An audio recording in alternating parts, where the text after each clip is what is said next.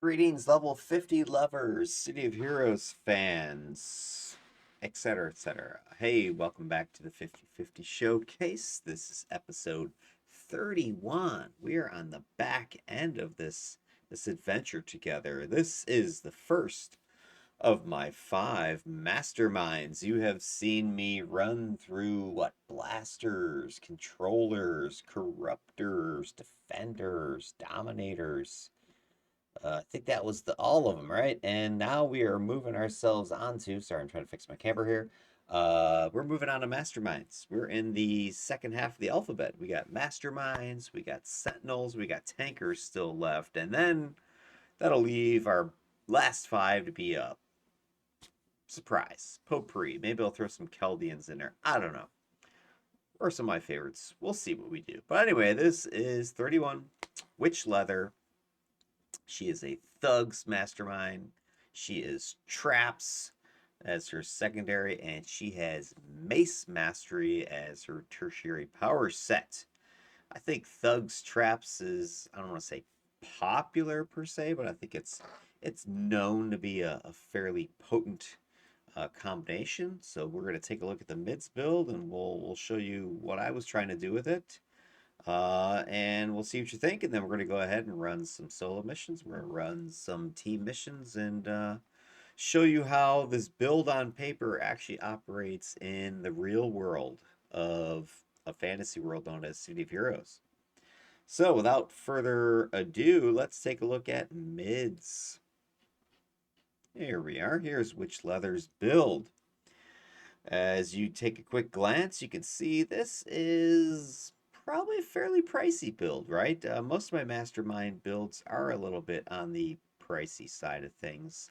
And I think, at least in my opinion, I think it's because in order for a mastermind to be, I don't want to say good, but to be effective solo teams, etc., especially the higher level game, I think you need to spend some money because it's, I don't think it's really that arguable. It's probably the hardest archetype to actually play. And I am by far no expert. I mean, I'm probably going to be a hack.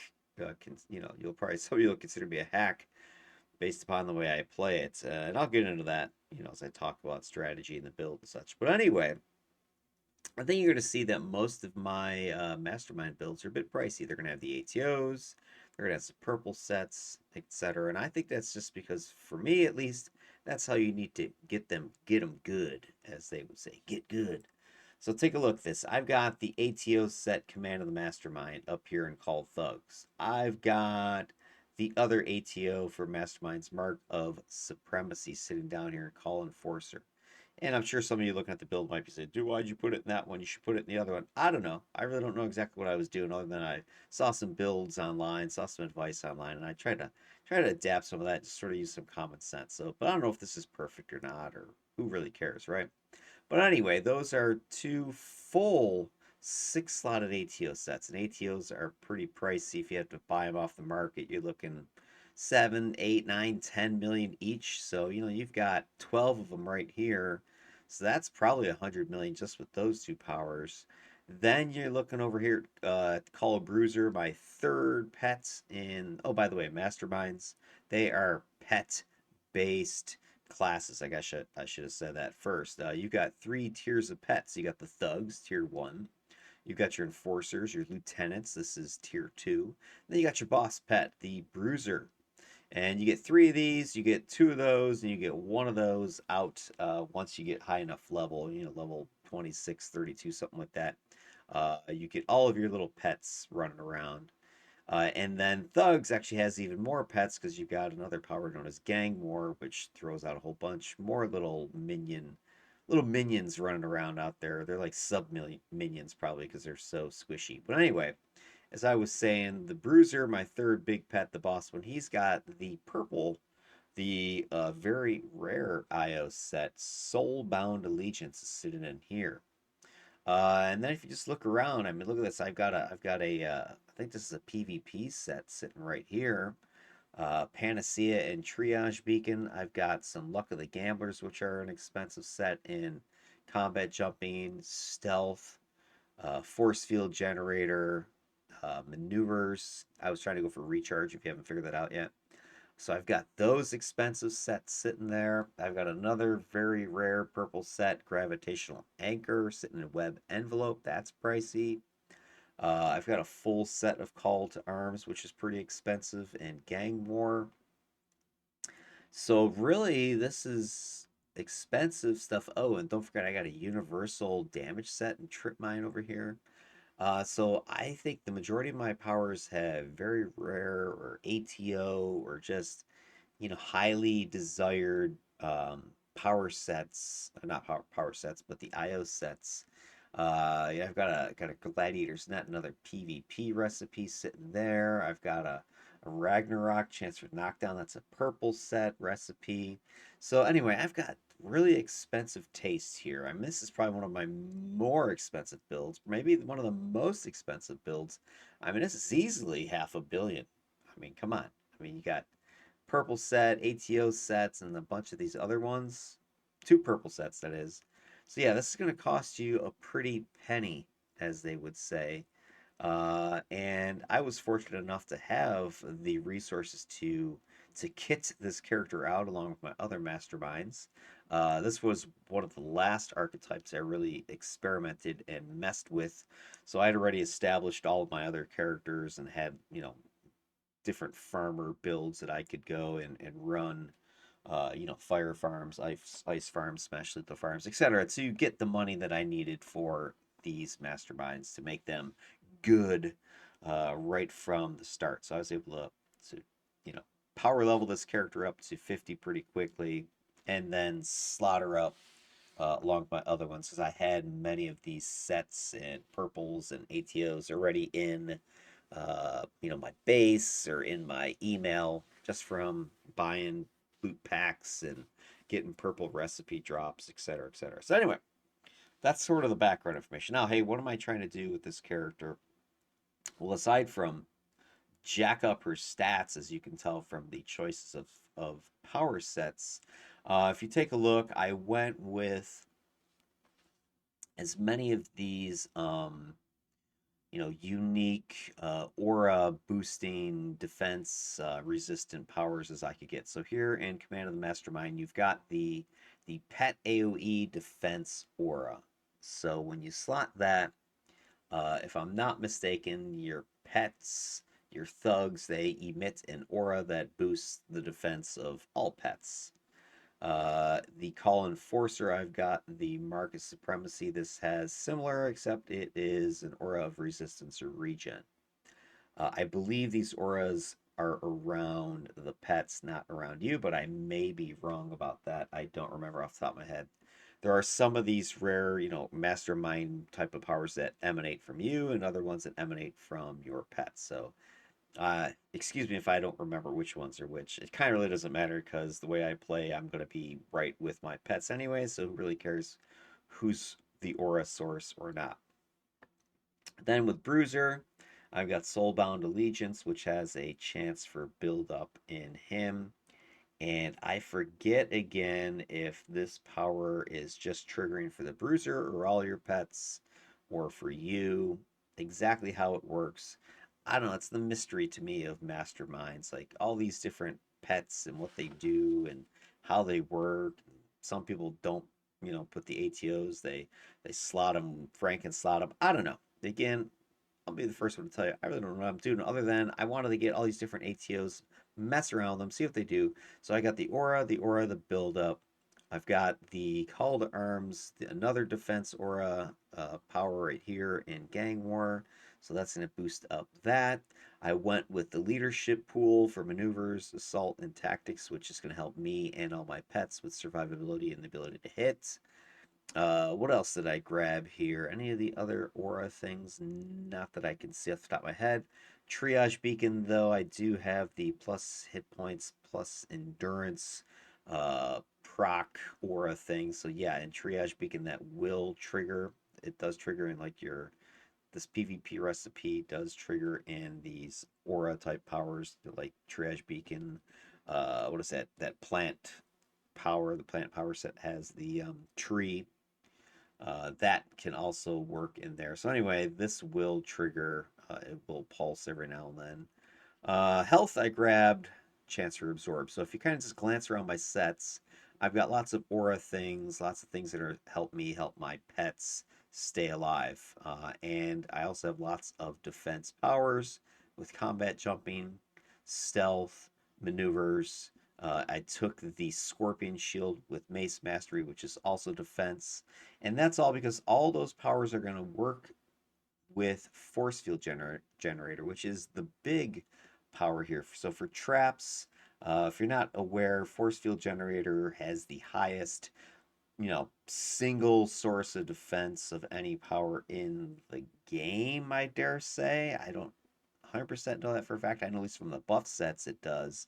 I don't know if there's some, stalker or scrapper defense individual power that has higher, but I'm almost positive that in the game that is true.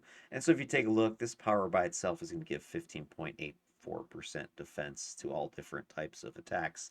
And you heard me talk about this when I played my traps corruptor. I think I had a traps corruptor I was playing. I played so many characters at this point, I forget. But anyway, I was talking about this maybe with a defender as well. I had traps a couple times, and force field generator FFG. That is the big defensive power there. It's better than triage beacon, which is just gonna proc some regen and occasional little heal blip there. It's FFG that's keeping you alive because it's got a great defense. And if you add up all my defenses, you can see how awesome they are. I've got close to 60% smash, lethal, energy, positional defenses are 40, 37, 40, and I haven't even turned on my incarnate stuff. That's going to go up once I do that. So that's just, with my basic powers that I've got right here with the slotting that I've got. Uh, all my stuff is really going to be really defended well. And I don't even have supremacy on for like my, pets, which we'll take a look at them a little bit later. But anyway, lots of defense. That's what I was going for. Survivability. So this build, this character can tank, right? She can get in there with all this defense with her pets and bodyguard mode. So if you're not familiar with masterminds, you can set your pets on offense, defense. Those are not the exact words that you use. The bodyguard is like your turtle mode. You go into a defensive shell, and the pets share damage with you. So it kind of gives you a big collective hit point pool, is the way I understand it. If you go on offense, you can put your pets on aggressive and they just start blasting and shooting anything that, moves. You can be in complete passive mode where they won't attack anything. I often run around with bodyguard on, and that's because I use my masterminds perhaps different than other people, but I like to be involved. I don't want to just sit back and send my pets somewhere. So you'll see me take my masterminds and attack with them. Go in to melee, like with this character, start sticking traps down at the feet of the enemies. I want to draw fire because as soon as I draw fire, my pets will react and begin to fire back. So they're going to defend me not just from the pool of hit points of the bodyguard mode, they're going to start shooting things that are attacking me. And so they're going to be within range of my supremacy aura. They're going to be within range of each other and me for these set auras that I was talking about. They're going to be turtled around me for my traps, my poison trap, my acid mortar, the force field generator, the triage beacon, the seeker drones. All these things are going to help me cluster everything together into a kill zone. The big, risk of this is like burn patches, for instance. Let's say you're fighting Malta and, those the robots shoot the burn patches out. That's the biggest risk to this build. If it's just straight, somebody shooting at me from range, they're barely going to hit. If somebody tries to come into melee, they're barely going to hit. They're going to get trapped. They're going to get killed. It's going to get ugly. I can, throw gang war out there at people and stomp them with that. And speaking of gang war, I've got them down to 262 seconds recharge. That's not, oh my God, that's the best that people have ever seen. You can get them even faster, but It just means that I can get them out every few minutes. So what's that? 60 seconds into that would be what, 4 minutes roughly. So every 4 minutes your gang war goes out. I think they stick around for like 30 seconds, maybe a minute. So they're gonna be out there a lot. I can get my other pets back up, but the real thing I also want for besides the defense is the recharges I was mentioning. I've got, 72.5% recharge. That's without hastens. That's just with a bunch of my set bonuses. I've got 72.5. That's gonna help get my traps to come back faster. I can resummon any dead pets faster. I can get my seeker drones out there faster. I can stack acid mortars. So anyway, high recharge, high defense. There's really nothing genius here, right? I'm not coming up with some new crazy idea with this one. I'm gonna play traps very aggressively. I'm gonna get into melee. I'm gonna attack. I want to get attacked, and then I want my pets to start cleaning up. If I need to, I can flip into aggressive mode to mow down whatever's left after the initial traps go off. But that's kind of the cool thing with traps. The other little pseudo pet type of things you drop, like your acid mortar or things like that. The acid mortar is an example. When you put that out, it starts spewing acid bombs at enemies. Well, the enemies can then attack the acid mortar, and guess who's going to react in from bodyguard mode to the acid mortar getting attacked? Your pets. So you want to attack the acid mortar. If you're an enemy, well, then the thug's going to start shooting you and beating you down. Okay, so that's the other cool thing here is not just you will trigger a response from your pets, but so will your traps. Seeker drones, when they go and blow up or somebody's trying to shoot them, that's going to trigger your pets. So everything's going to get triggered uh, from your pets are going to get triggered from all these traps and from the things you do. So that's the overall idea here. Very aggressive play style. Then you take a look at the other major thing here. Let me scoot this up so you can see it. I've got my incarnates, so let's take a look at them. I have taken support, so that's going to give me some more damage, accuracy, defense. So this is very similar to having the leadership pool again. So if I take a look at the numbers with support, click down there, you'll see the defenses are going to go up to, look, 70%, 66%.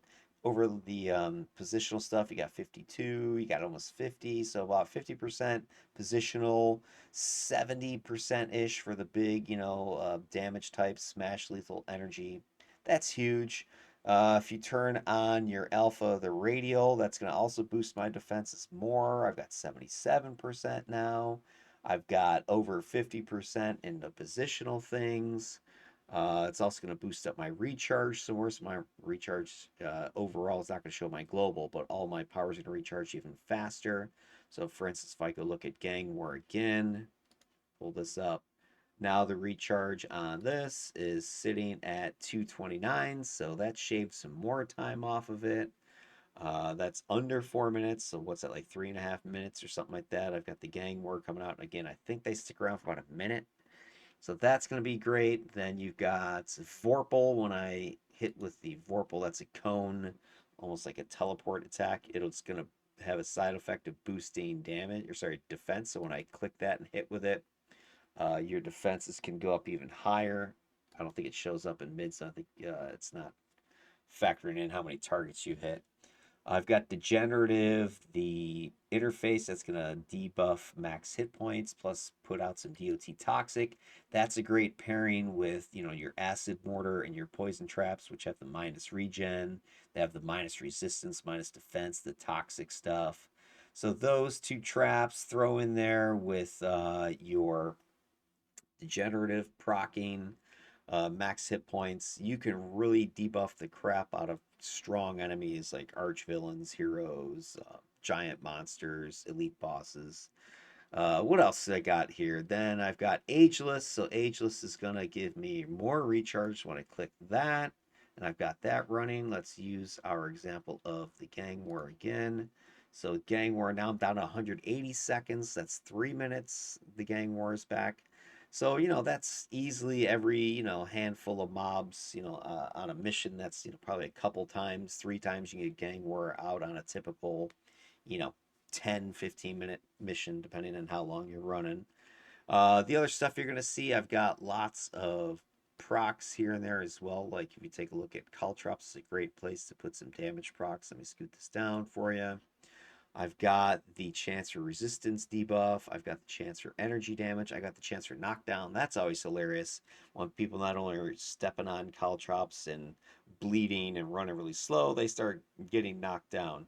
Chance for fire, and then just damage and slow is sitting in here. So that's a great power. Trip Mine, that has the knockback to knock down proc, so you won't just blow people up instead of flying. Although you have heard my opinion on Trip Mine, if you've watched any of my other videos where I was playing traps, I hate Trip Mines interrupt because I swear I can almost never ever get a Trip Mine down in actual, ongoing combat. You have to set it up either before, pretty much before the fight for it to be useful because you can get interrupted so easily. Although with FFG, it's a lot harder because you're not getting hit very often with the amount of defense I've got here. Although things that are just like debuff auras, let's say the sonic grenades from Longbow always come to mind. Those things can interrupt whatever. You don't need to be hit. Let's see, anything else here that I wanted to talk about? I've got the knockback to knockdown in the Mace Beam Volley, so that helps to keep things from getting knocked flying, because I want to keep everything clustered, right? Which is also why I took with the web envelope, the chance to hold in it, so I got this big old sticky web, minus speed, jump, fly, recharge, it'll immobilize things. I've got all the traps going off, the caltrops, so things will be slow, things are going to be getting debuffed, and then my thugs are going to shoot the crap out of it, right? And I can also shoot the crap out of it because I went ahead and took, some basic shots. I do have pistols. I do have empty clips. I would have, liked to take dual wield as well, but I just couldn't fit it in the build from what I've got. I would have had to sacrifice something like stealth or, combat jumping in order to take it. And, because I'm not shy or afraid to take the attack powers from the masterminds. I mean, that's why you've got them, so use them, right? Use them, shoot, take, you're not going to do great damage, but it's enough to draw aggro. And then when you get shot, your pets start to deliver return fire, which allows you to stay in bodyguard more often. If I do sometimes have pets not in bodyguard, I might have them usually a mix. I might put for instance, the enforcers, I'll put them on aggressive, or maybe the bruiser, so he's going to go out and start just slamming things, and then leave my little guys like the thugs or the thugs and enforcers on bodyguard, so they'll react to the bruiser getting punched or something. Anyway, I think that hits the bulk of what I'm going here. So, pretty simple, high defense, lots of recharge. The one thing I will say is that the big weakness of this build, and you can see it when I shut off my incarnates, is the horrendous recovery to end drain ratio. Look at this, 2.9 to 1.6. That is probably the worst one I think I've shown you guys. The worst. I have so many toggles going. Assault, tactics, scorpion shield, maneuvers, stealth, force field generator. Doesn't really count because it's not draining your endurance. Combat jumping, if I'm running sprints, I mean, all those things are sucking endurance, right? 1.6, and my recovery is terrible. It's under 3. So that's another reason I took support core, because it does give you a global endurance reduction. So when I click this, you can see my end drain goes down a little bit, down to 1.5. I can shut off sprint. That's easy enough. That takes me to 1.3. I had to take ageless because that's going to give me a recovery. So when I do click that, that'll boost me up to do my recovery is 13 at this point. Agility radial does have endurance mod. It's not like going to make a huge difference, compared to ageless anyway. So if I turn it on, turn it off, it's 2.9 up to 3.1 with my agility radial paragon turned on. So with ageless is the big thing that really makes this build viable as far as endurance. So I've got usually 3.1 to 1.3. So that's only like 2 to 1, 2.5 to 1. This is a rough build. I cannot sustain fire with this build as far as shooting stuff. So that's another reason I didn't take dual wield. It's just that's one more thing I have to click and shoot and use this endurance. Traps is a pretty endurance heavy set. If you take a look at, for instance, Poison Trap, the end cost on this is 12.39, right? Right there. That's heavy. Acid Mortar is 11.2. Force field generator is 9.58. Triage beacons 8. So if you're just going into a fight, you have to turn on your generator, put down some traps, trip mine sitting at 12. So you just activate trip mine, acid mortar, poison trap, for instance, triage beacon. That's going to be like 3/4 of your endurance just doing that. Caltrops, that's 8.8. I mean, you might be blowing half to 90% of your endurance just throwing down some basic traps at the start of a fight, right? And you're trying to do this every single turn, right? Every single mob you're seeing, you're trying to lay down some smack because your traps don't crawl around along the floor with you, right? Only thing that does that is your force field generator, secret drones. The rest of the stuff just sits where it is. So you're gonna constantly be resummoning it, constantly be spending endurance. So this is a very expensive endurance build. It's potent, it puts out a lot of damage, but you don't have a lot of juice in the first place because that ratio is terrible. And then once you start factoring in throwing down all these traps, it's rough. So really, this build relies upon ageless to get the endurance back. So that's just the way it works. I can shut off some of the toggles like leadership, depending on what I'm fighting. I can shut off, what is it, maneuvers as I got enough defense, or maybe we're hitting just fine. I don't need to put tactics on, whatever. So I have to be mindful of toggles. I have to be mindful of the endurance. That's something to watch out for, mostly in the solo stuff. Not so much in teams. Usually teams, it's a smoother running operation. You don't have to do everything yourself. All right, that is the build. That's what it's all about. So we will catch you on the solo runs.